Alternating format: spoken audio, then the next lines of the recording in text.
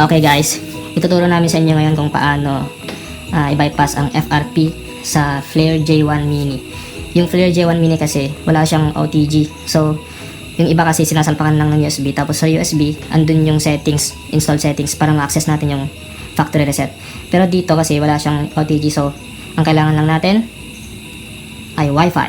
Ayan, kailangan natin ng internet connection. Yun lang ang kailangan natin.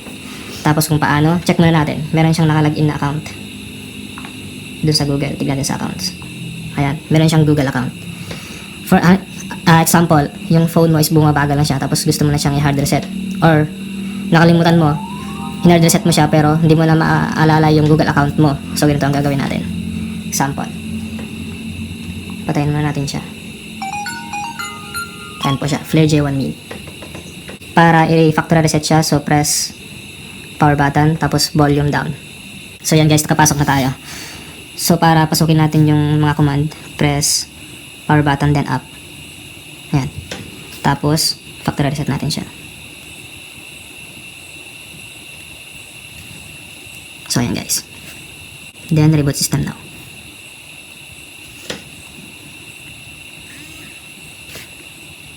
Ayan guys. Welcome na siya. So yes, agree lang. Ayan.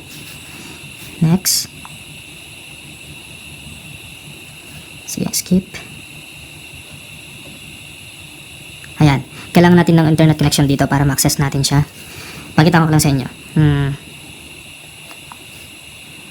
Kailangan natin i-connect siya sa Wi-Fi. Input ko lang guys yung password.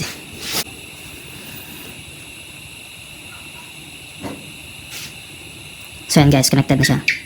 Then checking connections.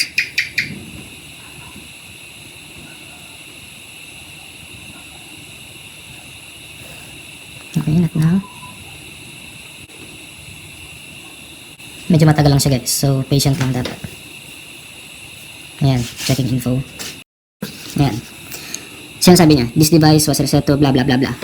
Halimbawa, nakalimutan natin yung dati nating account. Pabalik-balik lang siya dito guys.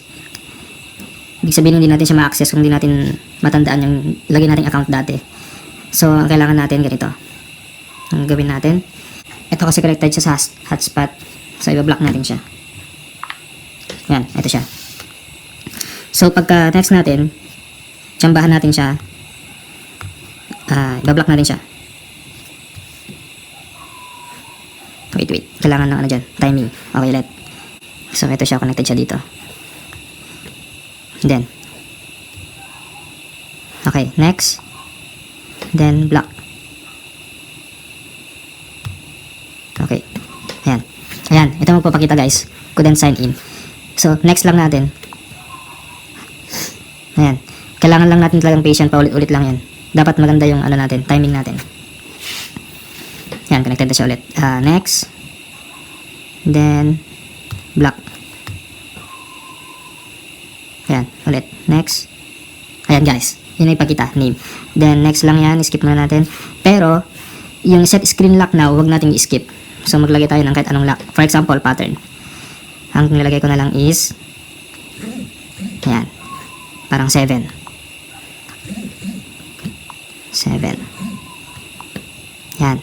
Then, next. Then, more. Next. Ayan. So, ayan guys. So guys, pagkagawa natin ng lock, pwede na natin siyang patayin.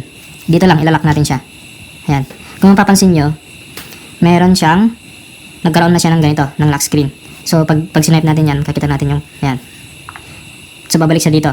Pero papapansin nyo kasi dito, meron siyang emergency dialer. So try na lang natin dito. Yung code kasi na ilalagay natin dapat is asterisk number 4636 number. Kung titignan nyo guys, hindi siya gagana dyan. So, ang kailangan talaga natin, so since napalabas na natin, pag nilock natin siya, nagkaroon na siya ng pattern, napalabas na natin yung dialer dito. So, kailangan natin ng dialer. Ayan. Then, password. Then, dialer. Ayan, guys. Dito natin siya itatry. Asterisk number, 4636, number, asterisk. Ayan. Pagka-dial natin yun, lalabas to. So, click na natin yung battery information. Ayan. Then, pagka-click natin yung battery information, meron siyang back button dito. So, i-back lang natin siya. napunta na tayo sa settings, guys. So sa settings, ibabrowse natin yung hanapin natin factory data reset. Pag dito kasi sa loob ng settings factory data reset to, hindi na niya ihingin yung dati nating account. Parang iwa-wipe out na rin niya pati yung account natin. So kapag factory data reset, yun o. Yan. Reset phone.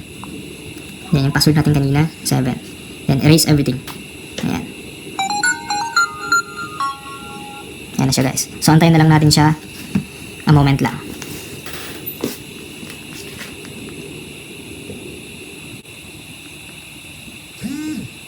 Ayan, nag-open na si Flare J1 Mini. Antay lang natin siyang konti.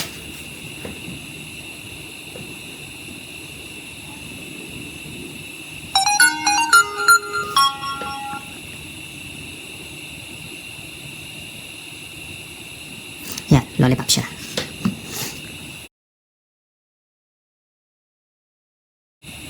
Matagal siya mag-open, guys, kasi yun yung parang first time niya palang mag-open kapag na-factory reset siya. So good as yun, parang bagong-bago na siya. Kumbaga, yun yung pinaka first boot niya. Ayan. So pagdating dito, meron naman siyang ganyan. Pero, hindi na niya ihingin yung ayan. Oh! Ayan, skip lang natin.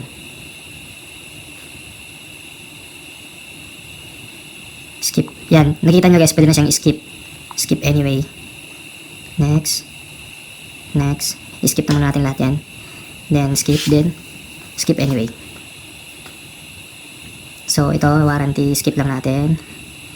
Then, more. Next.